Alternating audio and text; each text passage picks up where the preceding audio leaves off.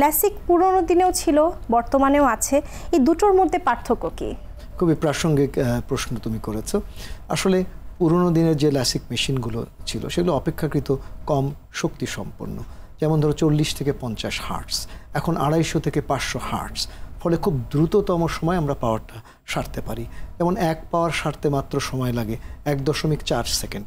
ধরো কারো যদি 10 পাওয়ার সারতে হয় তাহলে সময় লাগে মাত্র 14 সেকেন্ড। আমি ছবি দিয়ে বুঝিয়ে দিই, পুরনো দিনের যে লেজার মেশিনগুলো ছিল সেগুলো ব্রড বিম লেজার, অর্থাৎ মোটা লেজার রশ্মি সরাসরি চোখের কর্নিয়ার উপরে আপতিত হতো। আর এখন আধুনিক সময়ে আমরা ফ্লাইং স্পট লেজার ব্যবহার করছি, সেখানে খুব চিকন লেজার রশ্মি 0.95 মাইক্রন লেজার রশ্মি ফ্লাই করে করে উড়ে উড়ে চোখের কর্নিয়ার উপরে আপতিত হয়। আরেকটি বিষয় হচ্ছে আই ট্র্যাকিং সিস্টেম। আমরা যখন রোগীর চোখে ল্যাসিক করি, রোগীকে বলি একটা সবুজ বাতির দিকে তাকিয়ে থাকতে।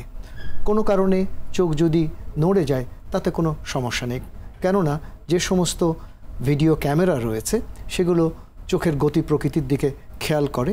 চোখ সামান্য নড়ে গেলেও সরাসরি লম্বালম্বিভাবেই লেজার রশ্মিগুলো কর্নিয়ার উপরে আপতিত হয়, ফলে দৃষ্টির গুণগত মান স্বাভাবিক থাকে। এছাড়া ল্যাসিকের কিছু আপগ্রেড হয়েছে, যেমন topography guided LASIK, wave front guided LASIK, wave front optimised LASIK. তো এগুলোই হচ্ছে অত্যাধুনিক ল্যাসিকের যে বিষয়গুলো। ধন্যবাদ স্যার। আপনি বলছিলেন চোখের শুষ্কতার কথা। চোখের শুষ্কতায় যেসব রোগীরা ভুগছেন তাদের চোখে কি আসলে ল্যাসিক করা সম্ভব?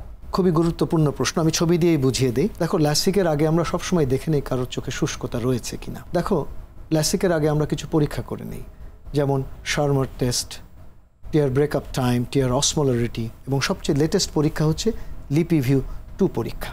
এর পরের ছবিতে আমরা দেখব এই সমস্ত পরীক্ষা নিরীক্ষা করে আমরা দেখি যে শুষ্কতা কি মৃদু রয়েছে নাকি মাঝারি না অতিমাত্রা শুষ্কতা রয়েছে।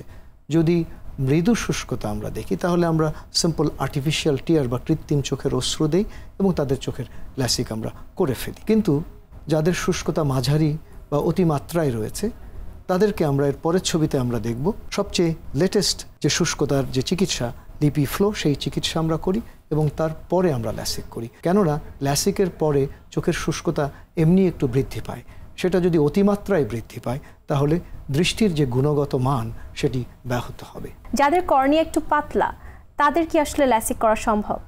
খুবই গুরুত্বপূর্ণ প্রশ্ন, আমি ছবি দিয়েই বুঝিয়ে দিই। যাদের কর্নিয়া পাতলা রয়েছে, যাদের চোখে ল্যাসিক করা সম্ভব হচ্ছে না, তাদেরকে আমরা ফোটো রিফ্র্যাক্টিভ কেরাটেক্টমি বা পিআরকে আমরা করতে পারি। এর পরের ছবিতে আমরা দেখব আমরা তাদের চোখে এপি ল্যাসিক বা ল্যাসেক করতে পারি। ধন্যবাদ স্যার। আর যাদের চোখের পাওয়ার অনেক বেশি তাদের কি আসলে ল্যাসিক করা যাবে? দেখো, ল্যাসিকের একটা সীমাবদ্ধতা রয়েছে। যাদের মাইনাস পাওয়ার 14-এরও বেশি তাদের চোখে ল্যাসিক করা যায় না। তাদের চোখে আমরা ফেকিক ইন্ট্রাকুলার লেন্স আমরা বসাতে পারি। এই ক্ষেত্রে চোখের যে স্বচ্ছ প্রাকৃতিক লেন্স রয়েছে সেই লেন্সের সামনেই আরেকটি লেন্স বসিয়ে দেওয়া হয়। এই লেন্সটি বেশ পাতলা।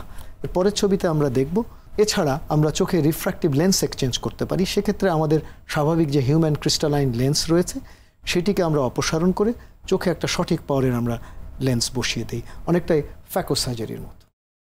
ধন্যবাদ স্যার।